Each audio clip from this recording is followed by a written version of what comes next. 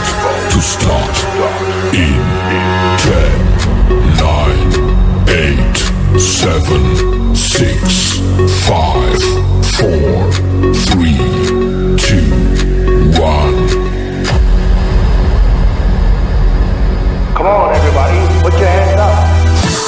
Jazzy Joe Entertainment presents India Mixmasters. Jazzy Joe meets top Indian DJ. Here we go.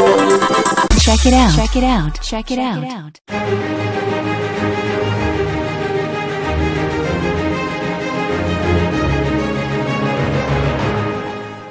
Hi everyone, welcome to this finale episode of Jazzy Joe Meets India's Mixmasters, the web series where I have been talking to the leading top DJs in India.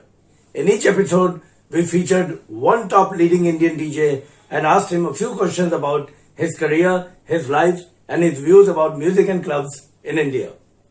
This time, we are going to do something different in this episode.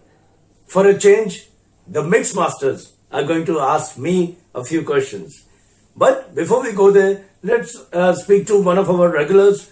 As you know, in every episode, we have been giving out an email ID, jazzyvinyl@yahoo.com, where people can reach out to me and they can give, their opinions, or they can ask me questions.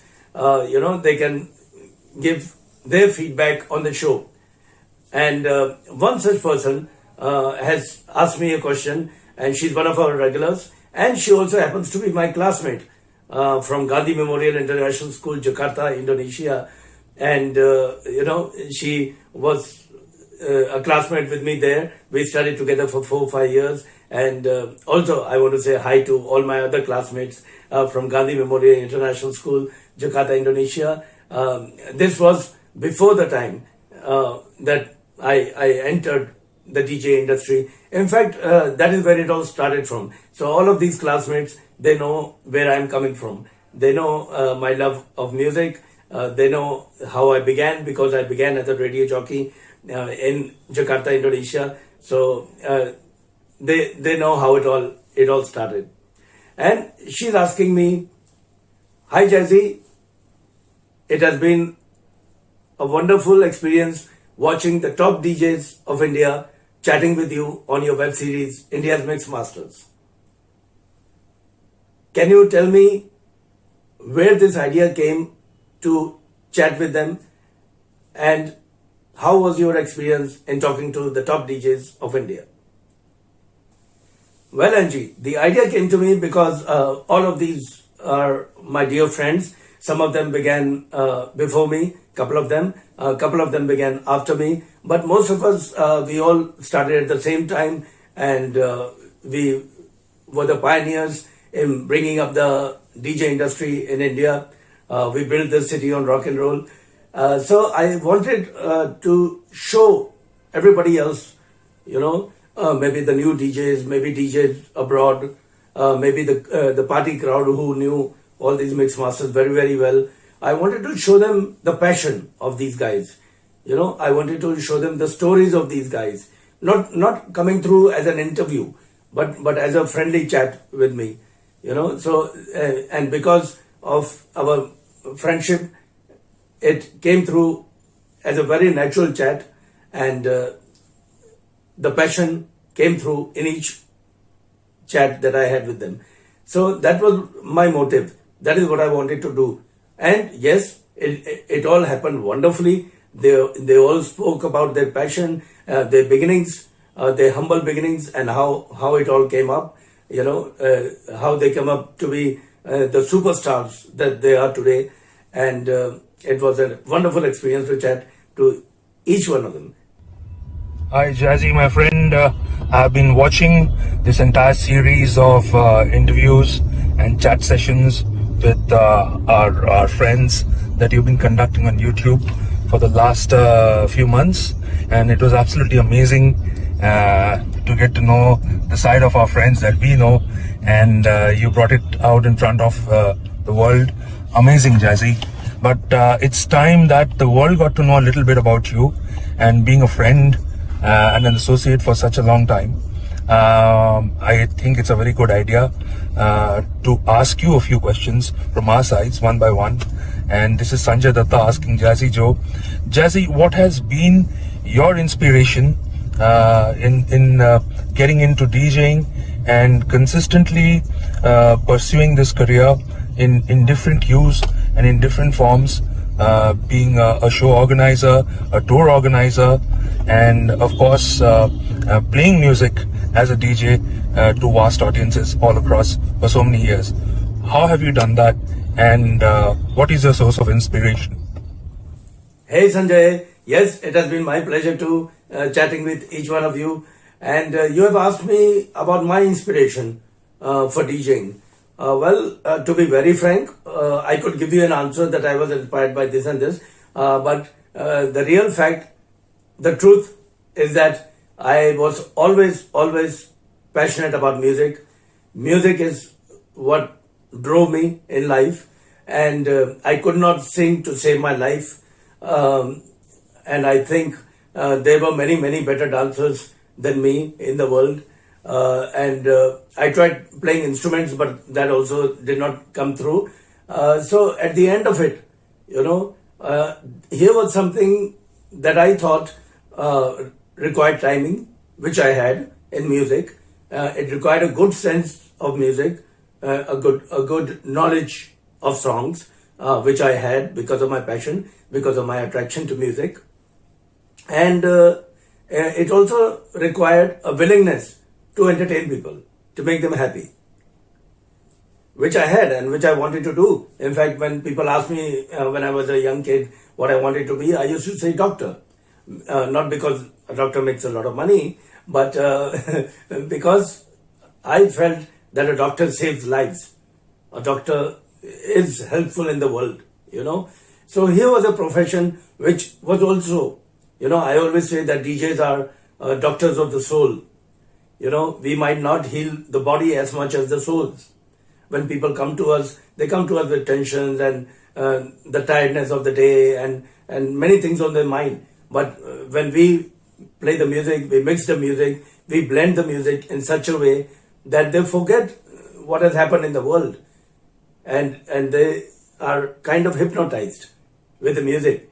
They follow the story that we create through our mixes, through our blending.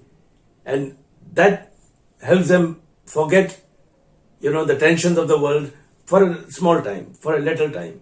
And they become the souls that they truly are. And they are happy and the pleasure is there. And that is what attracted me towards the profession. As for the tours and everything, Sanjay, you were there right in the beginning. That was not a one-man effort. That might have been my initiative or my idea, but it happened because of all of us, because of all the DJs who put in time, energy, and passion into the concepts like Mixmasters, the Mixmasters All India tour, which we used to do in the 90s and later. So very well that it was due to the team effort, due to all of us, including you. We all pitched in, we all said, let's do this, and it happened. So I don't think I take credit for that. As for doing it all these years, well, I will be doing it till I die. So because as I told you, I can't sing, I can't dance, I can't play music. So what will I do? So this is something which I love doing. I am a DJ, not out of fashion, but thanks to my passion. And I will be doing it till I die, Sanjay, because it is something I love doing. Mixing music makes me very happy. It's very creative, and it also brings a certain creative element to the dance floor. Every DJ, I feel, brings, we all have nearly the same songs, but it is how we mix the songs, when we mix the songs, that makes the difference. So I think that each DJ brings that to a club, to a radio station, to the mix set, and that's what it's about. It's about bringing the creativity and bringing who you are, bringing something unique to the table and That is what excites me. That is what drives me. And I think I will be doing it till the day I die. Hi Jazzy, what's up? कैसा है मेरे भाई? It's so good to see you always and so much. It's very inspiring, boss. Every time we see you, every time you are up to something, doing something, and I totally admire you and respect you from the bottom of my heart. मेरे जाने जिगर, मेरे दिल के टुकड़े. So I've always been curious. I know your passion for vinyls, and I know your passion for music, and I know your passion for collecting autographs on your vinyls. But I wanted to know what was the thought behind it when you first started off, when you took the very first autograph on a record. Firstly, किसका था वो autograph? And secondly, did you think that after so many years, at that time, you will have such a huge collection of autographed vinyls, you know? So this is my question to you. DJ Akhtar, wow, one of the most not only respected DJs of our country, but one of the most loved DJs because of your nature, Akhtar. You know, you win hearts all over the world. Coming to your question, yes, my first autograph on an LP record. It was of the great Jagjit Singh ji, the ghazal singer. All of us know what a great ghazal singer he was. You know, I was a great fan of his right from my schooling days in Jakarta. And but I was one of the lucky ones to know what a great human being he was. You know, so if somebody tells you that Jagjit Singh is a friend, I think the credit goes to Jagjit Singh. You know, if he met you twice, the third time he met you, he would ask you, he would call you by name, he would ask you about your family, about something that you spoke about the first and the second time. You know, he had this great photogenic memory where you wouldn't remember maybe what you spoke about the last time, but he would. And just like you, Akhtar, he was someone who won hearts all over the world, not only with his talent, but because of the kind of human being that he was, just like you. So he used to come to Delhi to do all these shows, events, and in fact, in one of his events in Sri Fort Auditorium, I was also involved in organizing that show. So whenever he came to Delhi, we got to know, and most of the organizers were our friends, so we would get seats and everything. And I wouldn't sit and watch. I would go, you know, backstage. Thanks to a friend, Mr. Zaidi at Sri Fort Auditorium. Thanks to him, I would go backstage and meet Jagjit ji, and we would talk about things and all. So I thought on one of these meetings, before I left home, I thought I had so many records of Jagjit ji. Can I request him to maybe autograph one of them or two of them? But I didn't know which record he would enjoy the most. So I took about 9-10 of them. And when I met him backstage, I requested him. He said, "What are these?" I said, "Jagjit ji, these are your records." He said, "Oh my God, you've got my LP records." I said, "Yes." So I said, "Can I request you something?" He said, "Tell me, Joe, tell me." I said, "Can you autograph them for me?" He said, "Yes, definitely." So he not only autographed them, but he told me something important about each record. You know, he told me something about the music, something about the songs, something about the way they were recorded, were they live, were they in the studio, was the studio in India, was it abroad? So there was so much information that I gathered, and the musicians who played. In fact, that very day, there were a couple of musicians whose fathers had performed with Jagjit ji in those shows, and their photos were on the record sleeve. So he called them and he said, "Look, this gentleman has my collection, and see, this is your father, this is your father." You know, so he was so excited, so happy, and he autographed all of them, each one of them. And that was where it started from. And no, Akhtar, I did not know that it was the beginning of another phase in my life, another passion, you know, to collect autographs on LP records. But I am very happy today when I look back that, you know, my first autograph on an LP record was of Jagjit Singh ji, who was a very, very dear friend of mine. And, you know, it started a whole big passion which is going on still today. And I can't explain to anybody why I am so passionate about autographs on LP records. It's something I cannot explain, I cannot justify. It is just there in my heart. It makes me happy. And more than that, it makes the artists happy. When they see the LP records, the joy that I see on their face makes all the waiting worth it, makes, all the effort worth it. And that's how my passion began, Akhtar, and it is still there. And I hope, it continues to keep me happy and keep the artists who autograph for me, make them happy too. Hey there, Jazzy Joe sir. It was an awesome pleasure and superb fun being on your show, Mixmaster. Thank you so much for giving me the honor and having me on the show with you. It's sad to know that the show is coming to an end, but before it comes to an end, I want to ask you a question. The record collection, how difficult was it to get appointments from people, from artists, and getting their signatures and getting the records autographed by them? I mean, what was the procedure you followed and how did you go through with that whole thing? Because it was just absolutely fabulous. Suketu, my dear friend, yes, I will answer your question, but before that, let me put it on record that apart from your great talent, as a DJ, I really appreciate the fact that you are a great human being and the respect you give. You call everybody sir, which makes me feel a little older than I am, but it also speaks of your character, of your personality, and your trait of giving respect to everyone. It's fantastic. Now, coming to your question, taking autographs is a very, very difficult thing.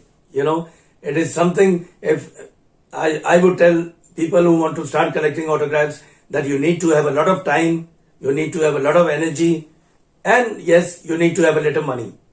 Because there are times you might have to wait in airports, in hotels, at studios, at homes of stars for hours and hours and hours. And they might just come and pass you by and say, no, I don't want to do it today, unless you know them. So be ready for that. And yes, I have spent a lot of time waiting for a few artists, and I was lucky that being an artist myself, I knew a few of them, and they have been very, very nice to me, and 90% of the times I have got through on my luck and on the fact that I'm an artist myself, but the 10% has been there, so it has been difficult, it has been a bit hard, and a few of the artists, they wonder why you want to have autographs and maybe more than one, but I have been lucky because when they see the LP records, they are very happy and they know that the person standing in front of them is actually a great fan. He is someone who has made the effort to get the LP records. So that has really helped me in doing this. And as I said before, Jagjit Singh ji was my first artist to give me an autograph, and that's where it started from. And I had no idea that it would grow to such a collection which it has come to today. And I don't know what's going to happen in the future, but the feeling that you get when you get that autograph is totally worth all the time, all the money, all the energy, because it is something that you have from that artist. Like I have a Michael Jackson record autographed by him on the record cover, on the box, and as we all know, he's not with us anymore physically. But whenever I take out that record, whenever I look at it, whenever I hold it in my hands, I know that I'm holding something which Michael Jackson touched. And it gives me great happiness and joy and makes me feel connected to that artist. And that is, I don't know if it's understandable for a lot of my regulars, but that's the passion, that's the joy it gives you. And that is what drives this feeling. Otherwise, why would you wait in a hotel or at the airport or somewhere for 2 hours, 3 hours? Why would you do that? Everybody's time is important. We all have many things to do with our time. Why would we do that? We only do that to get the joy of having a part of the superstar. It's like you have a stardust, of your favorite artist with you. And that is what drives this passion. And yes, Suketu, it has been hard. It has been difficult. Requires a lot of time, money and energy. But it is something that has kept me very, very happy ever since I started collecting. And, I don't know where it will end. I don't know if it will end, but it is something that gives me great joy, and I will continue to collect for as long as I can. Thank you, Suketu. Hi Jazzy, there's a quizzing question in my mind that if I'm not mistaken, you have a hotel management background. Is that correct? So what drove you into DJing, man? I really want to know. Where is hotel management and where is DJing? So what was the connection here, man? I really want to know this. Yes, Sunny, yes. For those who don't know yet, Sunny Singh was the first DJ in India with whom I began my work. My Indian career started with DJ Sunny Singh. So it's a very special bond that both of us share. And yes, Sunny, you are very, very correct. I did a 3-year diploma in hotel management. But I'll tell you the connection between DJing and doing that. I started DJing before I did the hotel management. That was, as I told you, in Jakarta, Indonesia. But after doing my schooling, my 12th, my father wanted me to do something more stable than just be an artist. He promoted my passion. He was happy with me being happy doing something with music, but he also wanted a very stable career for me. So, he wanted me to be a doctor or an engineer, something like that, the middle class thing, and which was not, I totally understood it. So it was not wrong. I did not rebel, in a sense. But yes, I explained to him that this is who I am, this is what I do. So, but then there were a few issues there because after my schooling, he wanted me to go into something very stable. Now, luckily, one of his friends, he was in the embassy, working in the embassy as a diplomat, and one of his colleagues, in fact, had a son who did hotel management and was working in a hotel, in Taj Hotel in Delhi, in fact. So he told him that hotel management is a great thing, and it's something where you meet a lot of people. And since I had that thing to meet people, and I had been around the world, and it was something I liked, the life of a nomad. So he said, why don't you try to put him in hotel management? Maybe he would like that. I did a little research, and I knew that in every hotel, at that time at least, I'm talking about the late 80s, in most hotels, there was a discotheque, there was a club, and in every club, there was a DJ. So I said, okay, now this is something that will make my father happy. He will think I am going to be a general manager of a hotel someday, wearing a tie and a suit and everything. And my aim was to do hotel management, work in the hotel, take a transfer to the discotheque, and then befriend the DJ and start moving towards the DJ console. And that is kind of what happened. I started out in the hotel industry, and then I went to Iran. My father was there for some time. And when I came back, that is when I joined the same hotel, Meridian Hotel, where I had worked in the F&B service. I joined the same hotel as an assistant DJ with Sunny Singh, of course. And that's how my career started and everything. So the hotel management was kind of a, now if I think about it, I think it was quite clever of me at the time to kind of, do something where my father was happy because he thought I'm going to be a general manager someday, and I was happy because I knew that in the hotel there's a disco, in the disco there's a DJ. So I knew I was going to, move myself towards the DJ console. So that's the connection there, Sunny. Hey Jazzy, thank you so much for having me on your show. It was super fun doing it. Since we have so much in common, from our love for music to collecting vinyls to the funky clothes, my question to you is, when was the first time you colored your hair and what was the experience like? Hey Russell, yes, very true. Apart from our passion for DJing, we share a great passion for vinyl, for records. Coming to your question, yes, I know you are the master in hair coloring and all that. But yes, there was a time, I think in 1995, when I thought of coloring my hair, and I did so. Somehow I got the idea that I wanted it to look like sunshine from one side of my head. The hairline was going like this, like a sun. So I streaked it golden, and it looked like, sunlight from one side of the head. But I forgot that the hair is going to grow, and then it's going to look ugly, unless you keep on coloring the roots, which I did not want to do. I wanted it to be a temporary thing, So I did it, and it was there for 3-4 weeks, and it was fun. It was great. But then the hair started to grow, and then it was black, gold, and black. So the sun became dark and it looked horrible. And I did not want to continue the golden. So that was a time, in fact, that I started wearing hats, just to hide the fact that my black hair was reappearing and the golden was in between.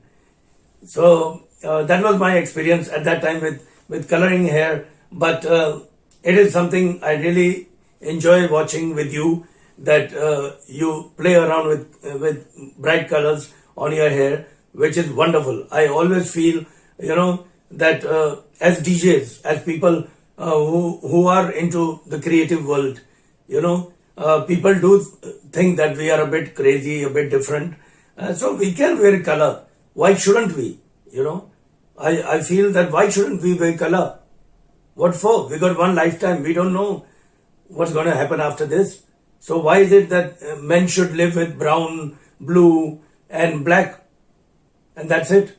So I am someone who has always been supportive of everyone wearing color. As long as it suits you, as long as it looks good on you, and you are someone, I've seen your hair to be green, to be red, to be violet, and it's so good. And it looks great. You carry it off. That's what counts, So yes, I started my first experiment with my hair when it came to color in 94. But it is really something that I think looks fantastic on you. So keep it up, Russell. Hi Jazzy Joe. Firstly, thank you for having me on your show, the Mixmasters, on your YouTube channel. It was a great experience talking to you, reflecting back on my career as a DJ and sharing it with you and your viewers. You had asked me to ask you a question, and my question to you is, how did you stay so fit and so healthy and so cool with all the distraction that comes in our industry? I'd like you to share a little bit so that we can help the upcoming DJs to find your secrets to stay cool as you are. DJ Lloyd, the Bombay Bounce. Well, Lloyd, I don't know if I'm the best guy to talk about being healthy and cool and all that. But if you talk about my physical health, then yes, I have kind of had the best of it rather than being troubled too much by it. And it has been simply because of what I ate and what I drank. I stayed away from a lot of intoxication because when it came time for me to decide if I want to drink, if I want to smoke, I realized that, in my family, I had a lot of strong men, physically strong men, emotionally strong men, who didn't do any intoxication, who were very happy and strong, living the simple life, So looking at them, I said that I don't think I should do this. What is the need? Where is the need? Looking at these great examples in my family, like my grandfather, on both sides, I decided that no, I don't think I should start something that has a few defined negative elements, and I should just concentrate on being happy, doing what I want to do, and eating the right things, drinking the right things, enjoying myself once in a while with chola bhatura maybe, but not every day. You know, if you do that, then there are bound to be troubles. So even now that age is growing day by day, I have replaced a few things rather than give away, rather than say that no, I will not have this. Like I'm diabetic, my mother was diabetic, so I'm also diabetic, but I have not given up sweets. I take stevia, so it tastes sweet without giving me the problems that I would get with sugar. So my thing is that you don't have to, stay away from something. Find a substitute. Find something that works for you. Find something that does not harm you. And because if you're not healthy, you are not going to be happy. You are not going to be wealthy. Trust me. I have seen a couple of very close friends who had everything except health. And that did not work for them. They were not happy in their lives. So I think, when it says health is wealth, I think that's the correct way to look at it. And all of us should concentrate on staying healthy in whatever way we can, with whatever problems we have, whatever diseases we have. We are bound to have something or the other. So I don't think if you get a physical problem, I don't think that you should say, oh, what am I going to do now? My life is hell. It is not. It is not. You've got 5% problem. 95% is still yours.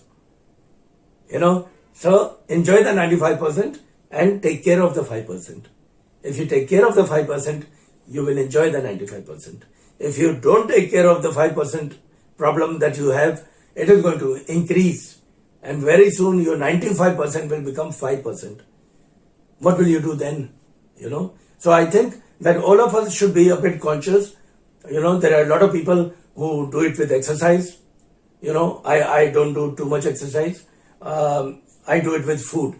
I make sure that I do not consume too many empty calories, and I make sure that, what goes in is kind of healthy, except once in a while. Once in a while we can all binge, but as long as you take care of that, I think it will keep you healthy. And if you are healthy, then you can wait at an airport for 2 hours to get an autograph.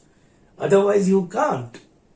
So that is, Lloyd, the secret of my active life is the fact that I concentrate on my health. I make sure that I substitute my food in such a way that I do not take food which is harmful to me, which will create trouble for me. Because if it does, then I am not getting up from the bed, and I was not born to lie down on a bed. I was born to roam the world, to search the world for my happiness, for my joy, and for the joy and happiness of others. I can only do that, my friend, if I am healthy. If I am a doctor of the soul, then I should be healthy. Otherwise, how can I play music and entertain so many people? I can't. And if I can't do that, what is the use of this life? I feel that I have been given this talent. It's a God-given talent to make sure that I spread it around. I make people happy. I can only do that, my friend, if I am healthy. So, you can call it a secret, you can call it a tip, but Lloyd, that is what I have for you. You can only bounce in Bombay if you are healthy. Hi Jazzy, I'd like to congratulate you on your web series, India's Mixmasters, and it has been my pleasure and joy to be part of it. It was a wonderful interview. I loved that interview with you. So thank you very much for making me a part of this. The one question I would like to ask you is, what do you think is the future of DJing? Now, a person like me has merged audio into video, and I do visual sets. That's an audio visual set. Do you think that's the future, or you feel that there will be something more to this? Let me know. Once again, I wish you all All the very best. Take care, brother. Hey Remy, we all know how passionate you are and what you have done for the Indian DJing industry. We all know that. But coming to your question, you have asked me about the future of DJing. Well, if I was Nostradamus, I would tell you. Because technology is moving so fast. It's moving so fast. We don't know what is going to happen next year. Forget about, looking into the future. We cannot predict what will happen next year. As for audio and visual, it has been around even in the late 80s.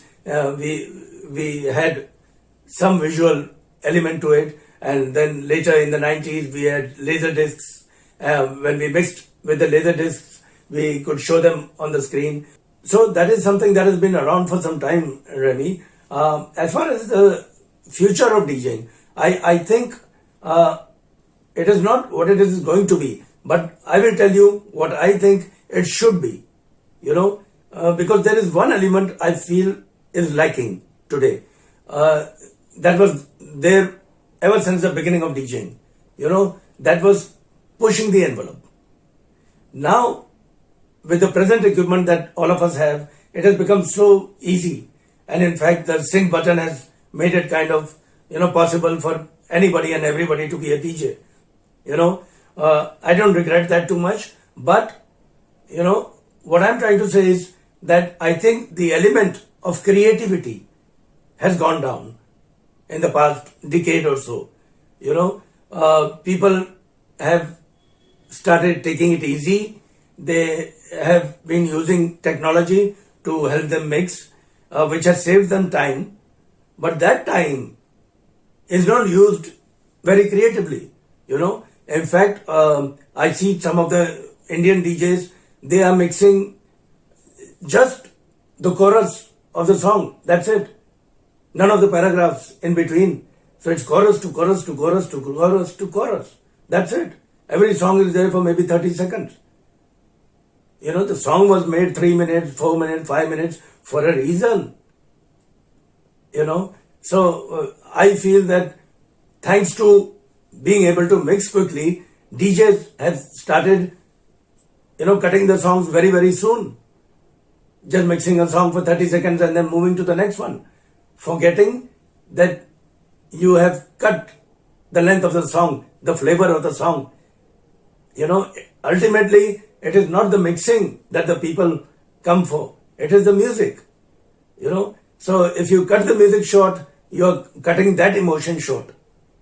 And unless your next song is fitting exactly with the previous one, the emotion will get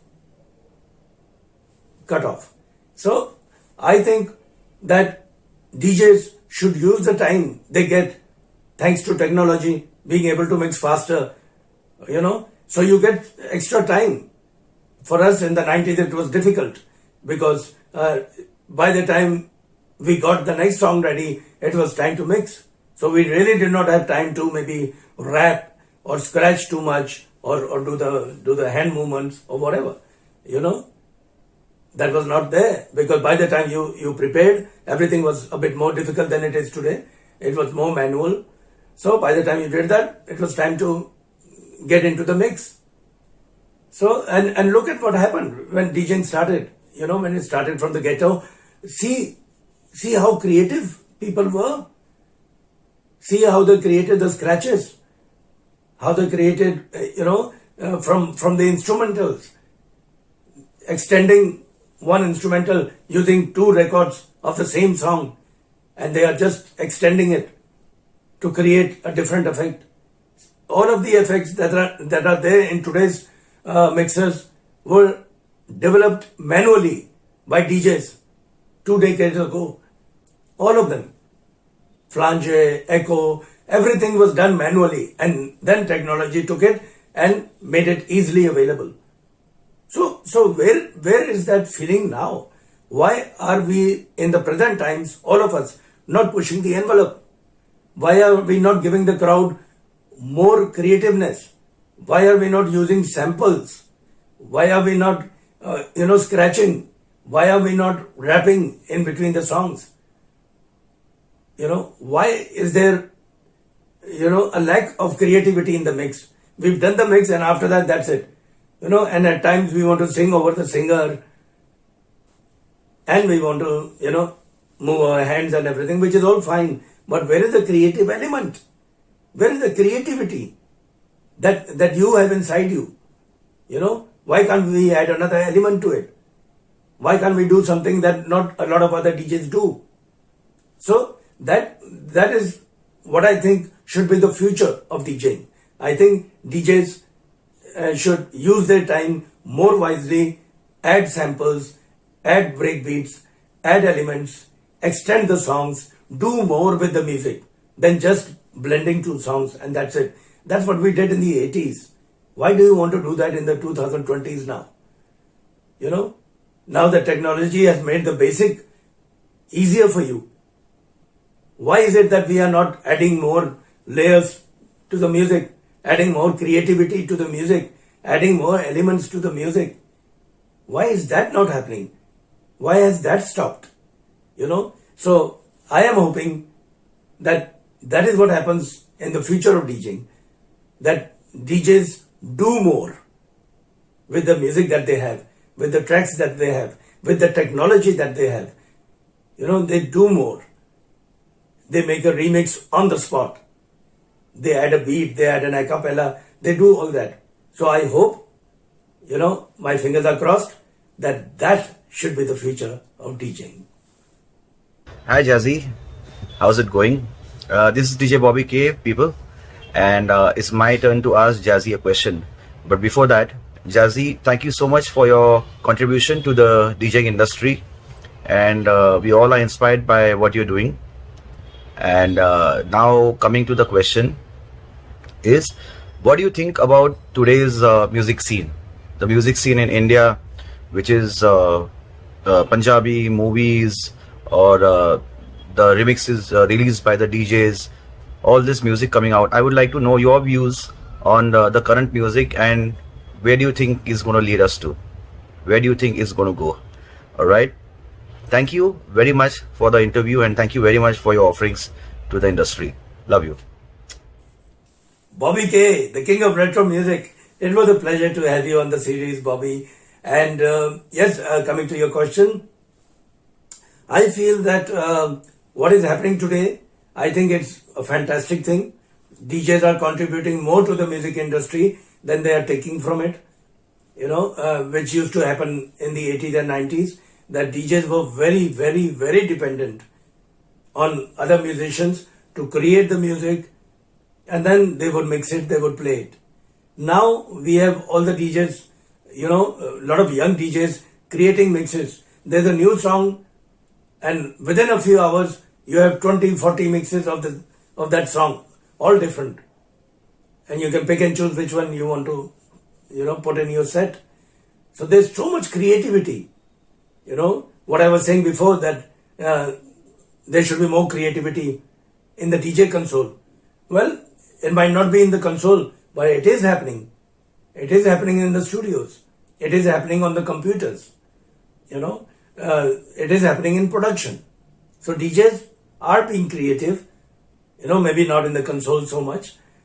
And I think it's a great thing because now you have musicians, you have music directors, and you have DJs contributing to the industry.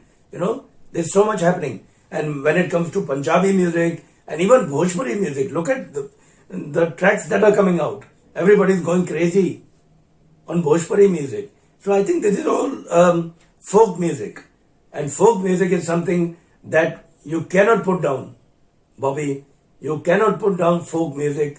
Like they say, you can't keep a good thing down for too long. So folk music always comes from the heart. So it is always something that will survive, no matter what. So Bhangra will always be there. Bhojpuri will always be there. All these folk originating musics will always be around.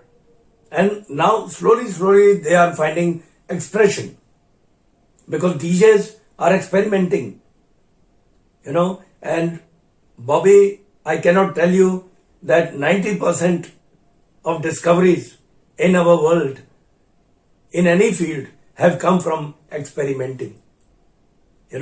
And you need a DJ to do that, because a musician will do something perfect, will do something according to Saregamapa, but a DJ will mix it around.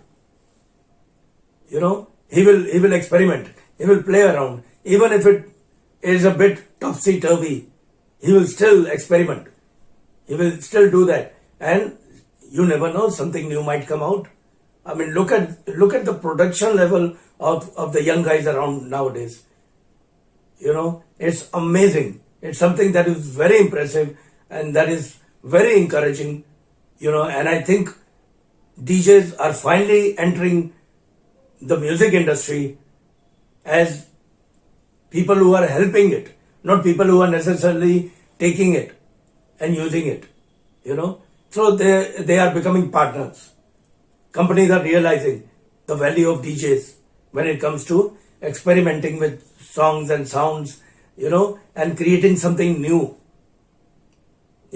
out of something that is already there. And that is something that is fresh in the market, that is new in the market. Yes, definitely there are some remixes which should never have been made, but that is bound to happen. When you experiment, some of the experiments will go wrong. There are more variations, there are more sounds, there are different genres coming into the music industry, and I think the industry will gain from it. The only thing I miss maybe in these times is the melody. We have more of a repetitive thing that is being successful than a melody. So that's maybe the only thing I miss in the new music. But what I really appreciate is the amount of creativity that is happening, the amount of experimentation that is happening, not only from DJs but musicians also. A lot of people are experimenting with new genres, with new beats, with new sounds, with new variations. And I think that is how music grows. So thanks, Bobby, for the question. And now, before we end, I think we should take one more question from our regulars. A lot of them have been writing, and this one is interesting. So I want to end this episode with this question from Chuba Senla Jamir in Nagaland. She says, "Hi Jazzy, thanks for such a web series where we come to know about DJs, the top DJs in India. But we want to know about you also. So can you tell me, what do you think is your future in DJing? Are you going to keep on performing, or are you going to make music in the studio, or what else are you thinking of?" Well, Chuba Senla Jamir, that's a great question. That's something I've been asking the Indian Mixmasters too. When I look at my future, let me tell you, I only know one thing, that I will always be doing something with music. That is all that I can predict. I will be a DJ till my dying day. It will always be a pleasure for me to perform for people, because it is not a job for me. It is not fashion for me. It is my passion. It is something which really makes me happy when I entertain people. So yes, shows will be always there.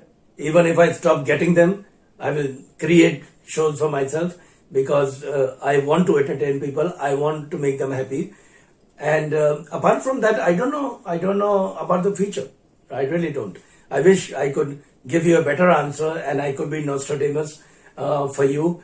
But the only thing I can assure you, Chuba Senla Jamir, is that I will always be with music. I will be doing something with music. I will be doing something with DJing. I will be doing something around music. It will always be there in my life, and I hope I get to see all of you, at some event very soon, where I can perform for all my regulars, all my viewers, and that is something that would make me very, very happy. And with that, we come to the end of this episode. I hope you have enjoyed it. I hope you liked the questions and the answers. And before I end, I would like to tell some people who don't know where the Mixmasters tour term came from. So I will tell you a couple of lines about the Mixmasters tour, from where this web series originated, took the name from. The Mixmasters tour was a group of DJs, Indian DJs, 4 DJs from different sides of the country, where we came together and we performed around the country. We went to different cities and we performed as a team. So that means 4 DJs performing together at the same time. So one DJ is mixing a song, the next DJ will come and mix the next song.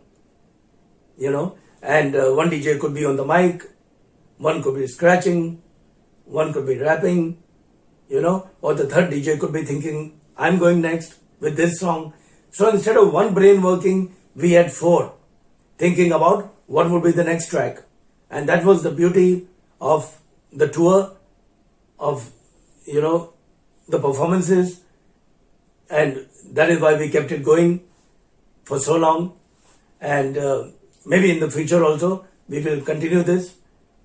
And it was a unique event because people rarely saw 4 DJs playing together as a team, not playing one set after another set. No. It was the same set. No one knew what the next song was going to be.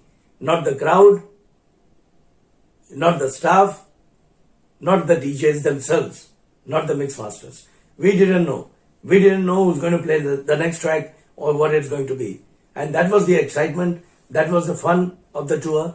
And the fact that we traveled together, it made it even more exciting. And the fact that we all came together to entertain the crowd, so that was a different high altogether. So that was the Mixmasters tour on which this web series was based. Once again, if you like this episode or this web series, please do like and share this video, and you can comment, you can subscribe to this channel, and if you want to give any suggestions or any feedback, do send me a mail on jazzyvinyl@yahoo.com. And now, for all music lovers and DJs watching, enjoy and get inspired.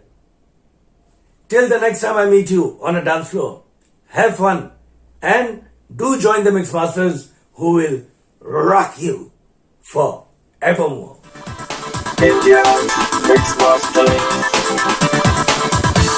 Jazzy Joe, top Indian DJ. Here we go. Check it out. Check it out. Check it out. Check it out.